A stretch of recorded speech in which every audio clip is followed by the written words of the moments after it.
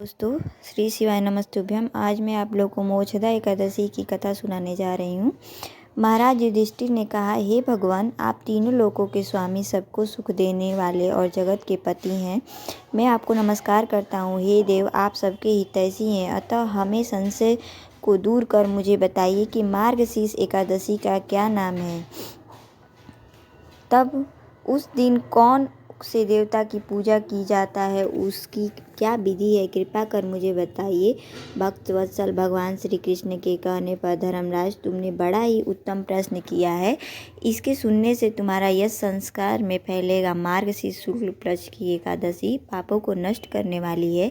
इसका नाम मोक्षदा एकादशी है। इस दिन दामोदर भगवान की धूप बत्ती नैवेद्य आदि से भक्तिपूर्वक पूजा करनी चाहिए।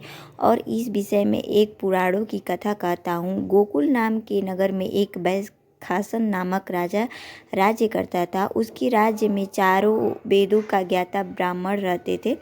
वह राजा अपनी प्रजा का पुत्रवत पालन करता था। एक बार रात्रि में राजा ने एक स्वप्न देखा कि उसके पिता नरक में है। उसे बड़ा आश्चर्य हुआ। प्रातः वह विद्वान ब्राह्मणों के पास गया और अपना स्वप्न सुनाया। कहा, मैंने अपने पिता को नरक में कष्ट उठाते देखा है। उन्होंने मुझसे कहा कि हे पुत्र, मैं नरक में पड़ा हूँ, यहाँ से तुम मुझे मुक्त कराओ। जब से मैंने ये वचन सुने हैं तब से मैं बहुत बेचैन हूँ। चित्त में बड़ी अशांति हो रही है। मुझे इस राज्य, धन, पुत्र, स्त्री, हाथी, घोड़े आदि में कुछ भी सुख प्रतीत नहीं हो रहा है। क्या करूँ? राजा ने कहा, हे ब्राह्मण देवताओं, इस दुख के कारण मेरा सारा शरीर जल रहा है। अब आप कृपा करके कोई तप, दान, व्रत आदि ऐसा उपाय बताइए जिससे मेरे पिता को मुक्ति मिल जाए। उस पुत्र का जीवन व्यर्थ है जो अपने माता पिता का उद्धार न कर सके।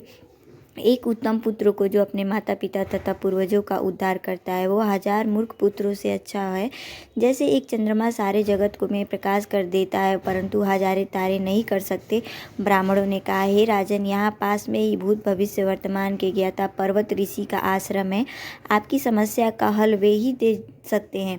ऐसा सुनकर राजा मुनि के आश्रम पर गया। उस आश्रम में अनेक शांत चित्त योगी और मुनि तपस्या कर रहे थे। उसी जगह पर्वत मुनि बैठे थे। राजा ने मुनि को साष्टांग दंडवत किया। मुनि ने राजा से सर्वांग कुशल पूछी। राजा ने कहा कि महाराज, आपकी कृपा से मेरे राज्य में सब कुशल है, लेकिन अकस्मात मेरे चित्त में अत्यंत अशांति होने लगी है। ऐसा सुनकर पर्वत मुनि ने आंखें बंद की और भूत विचारने लगे। फिर बोले, हे राजन, मैंने योग के बल तुम्हारे पिता के कुकर्मों को ज्ञात कर लिया है। उन्होंने पूर्व जन्म में कामातुर होकर एक पत्नी को रति दी, किंतु सौत के कहने पर दूसरी पत्नी को ऋतुदान मांगने पर नहीं दिया। उसी पाप कर्म के कारण तुम्हारे पिता को नरक में जाना पड़ा है। तब राजा ने कहा, इसका क्या है, कोई उपाय बताइए। मुनि बोले, हे राजन, आप मार्गशीर्ष एकादशी का उपवास करें और उस उपवास की पुण्य को अपने पिता को संकल्प कर दे। इस प्रभाव से आपके पिता की अवश्य नरक से मुक्ति होगी। मुनि के ये वचन सुनकर राजा महल में आया और मुनि के कहने अनुसार कुटुंब सहित मोक्षदा एकादशी का व्रत किया। इसके उपवास का पुण्य उसके पिता को अर्पण कर दिया। इसी प्रभाव से उनके पिता को मुक्ति मिल गई और स्वर्ग में जाते हुए वे पुत्र से कहने लगे, हे पुत्र, तेरा कल्याण हो। यह कहकर स्वर्ग चले गए। मार्गशीर्ष की शुक्ल पक्ष की मोक्षदा एकादशी का जो व्रत करते हैं, उन्हें समस्त पाप नष्ट हो जाते हैं। इस व्रत से बढ़कर मोक्ष देने वाला और कोई व्रत नहीं है। इस कथा को पढ़ने वाले, सुनने वाले और वाजपेयी यज्ञ का फल मिलता है। यह व्रत मोक्ष देने वाला तथा चिंतामणि के समान है।